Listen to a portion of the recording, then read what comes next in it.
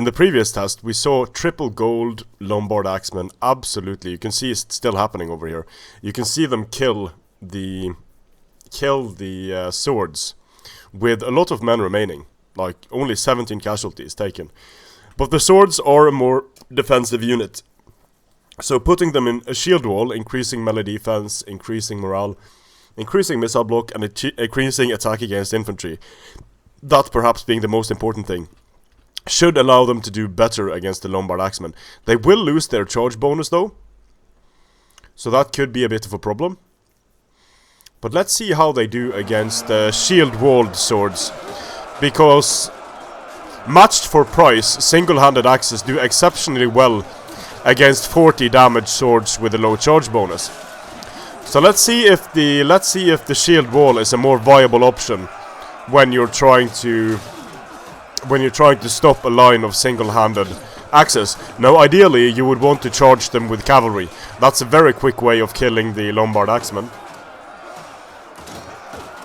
But as you can see here, the shield wall isn't holding. The shield wall is holding better than the Lombard axemen that were than against the Lombard axemen that were just fighting head on. So shield wall is a better option by far. But as you can see, although it's a better option, the Lombard axemen still win, 83 men remaining, and the reason why this unit is given triple gold is because it's significantly cheaper than the Lombard axemen. Now than the armored swordsman. Now they could have just been like, we could have tried single gold, silver, to see where they defeat at which point they defeat the armored swordsman. This is just to see like if vanilla works and if triple gold works, and triple gold makes the unit defeat the swords very, very easily.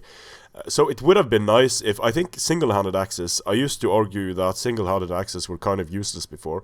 No one really brought them, and at this point I'd argue that single-handed axes are too powerful.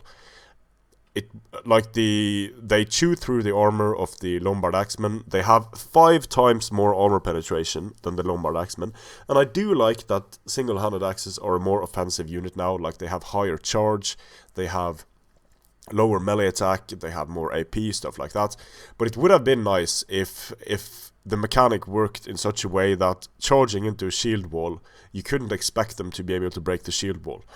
But as it is now, when the shield wall just gives you 10 bonus versus infantry and increases melee defense and such, I think it would have needed to increase melee defense more and maybe add a bit of charge deflection as well.